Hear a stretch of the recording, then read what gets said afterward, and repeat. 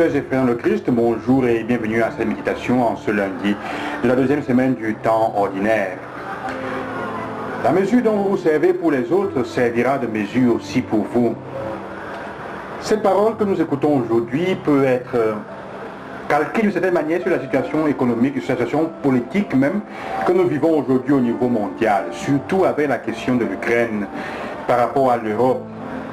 Quelqu'un pourrait dire en effet, je discutais avec certains amis qui me disaient c'est parce qu'il y a une situation sur leur territoire, l'Ukraine, la guerre, qu'ils comprennent maintenant combien il est important de se lever d'un seul cœur pour faire pression sur certains dirigeants pour que ça ne se répète plus. Comme disait quelqu'un, tant que tu n'as pas vécu sur ta peau certaines choses, c'est facile de le faire aux autres. Ce n'est pas pour dire que nous sommes d'accord et que ce soit bien. Seulement parce que l'histoire et la vie nous permettent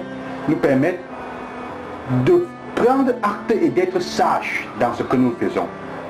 L'Évangile dira en effet, il n'y a qu'une seule façon d'être comme Dieu. Nous voyons ce que cause l'hégémonie ou plutôt la prétention des gens de se prendre pour Dieu quand ils utilisent les moyens qui sont contrairement opposés et que à ce que le Seigneur pense et qu'ils ne partent pas du conseil de Jésus pour se comporter comme Dieu. On détruit les États, on tue les gens, les enfants meurent. Ça, ce n'est pas Dieu. Parce qu'on veut dominer le monde et le gouverner pour son propre ventre. L'Évangile nous dit, si tu veux être comme Dieu, il faut apprendre à être miséricordieux, ne pas juger les autres, à écouter et ne pas condamner les personnes.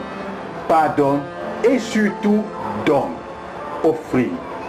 Aujourd'hui nous pensons, le verbe qui le plus nous vient en tête quand on pense être comme Dieu, c'est prendre. Prendre. Nous passons combien de temps en journée à dire prendre, à penser je vais prendre, je veux prendre. Vouloir et prendre, c'est ça, récupérer. Mais combien ont l'idée de donner, d'une forme de partage, d'offrir. La mesure dont vous vous servirez pour les autres servira de mesure aussi pour vous. Il est facile de faire du mal aux autres, de leur faire certaines choses, certains comportements envers les autres, quand on ne les a pas nous-mêmes vécus sur notre peau. J'ai fait l'expérience de vivre dans un pays où j'étais noir, donc minoritaire. Pas des formes de racisme flagrantes, mais subtiles parfois. Et aujourd'hui, je comprends ce que ça veut dire être minorité. Je comprends ce que ça peut être vouloir souffrir dans un contexte où, par exemple, tu es le seul anglophone et il y a beaucoup de francophones. D'ailleurs, je suis dans un pays anglophone maintenant et je suis francophone. Je comprends ce que ça veut dire être à la maison. Tu es une femme et la société continue à avoir des règles qui vont contre, ou plutôt qui n'aident pas les femmes à se relever au milieu de beaucoup d'hommes qui prennent la situation, qui font les choses selon leur bon cœur. Parfois on ne pense pas à l'autre, comment est-ce que l'autre se sentirait. La mesure dont tu te sers pour les autres servira de mesure aussi pour toi. Fais attention à ce que le mal que tu es en train de faire ne te retourne, et quand il te retournera doublement. Fais attention, aussi ou mieux encore, fais le bien pour que quand il te retourne, qu'il te retourne doublement. La mesure que tu utiliseras pour les uns. Et on ne peut aimer son prochain vraiment que si on aime Dieu. On ne peut aimer Dieu fondamentalement comme l'Évangile que si on s'aime soi-même. Et on ne peut s'aimer soi-même vraiment que si on écoute l'orientation que Dieu donne pour dire c'est la meilleure manière d'aimer. Il y a quelques jours on disait ce que tu veux que les autres fassent pour toi, fais-le toi-même pour eux. Parce qu'en donnant, tu es le premier qui éprouve le bien-être, parce que le fait de donner te fait découvrir la personne meilleure que tu es. Il y a un plaisir à se sentir meilleur, mieux, bon. Aujourd'hui, de la mesure que tu utilises pour les autres.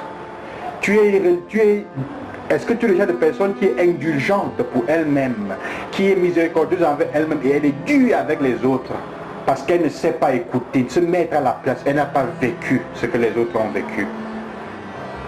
Quand tu as vécu comme minorité, comme personne seule dans un contexte où on était majoritaire, contrairement à toi, tu comprends ce que ceux qui en face de toi vivent quand ils ne sont pas compris dans leur situation. Ils ont leur raison. Parfois, ce n'est même pas leur faute. Alors nous sommes invités en ce temps de carême à ne pas reproduire les mêmes fautes que nos parents, que nos pères, comme dit la première lecture, les mêmes péchés, à demander pardon. Pardonnez et vous serez pardonnés. La première lecture aussi est sur ça. C'est le temps de demander pardon fondamentalement au Seigneur. Et le pardon est vrai quand il porte des fruits concrets, quand il t'amène à te réconcilier et à réparer les torts que tu as faits. C'est aussi le but de la confession. Nous entrons dans une semaine au bout de laquelle nous sommes invités, je vous inviterai concrètement à poser l'acte de vous confesser. Il ne s'agit pas de péché, il y a quelque chose que tu as fait, une mesure que tu as utilisée pour l'autre qui est injuste. Si tu n'es pas capable de demander pardon, tu ne seras pas capable de te convertir et de rendre la vie des gens meilleure. Que le Seigneur vous accompagne en ce jour qui vous bénisse. Le Seigneur Jésus-Christ. À demain.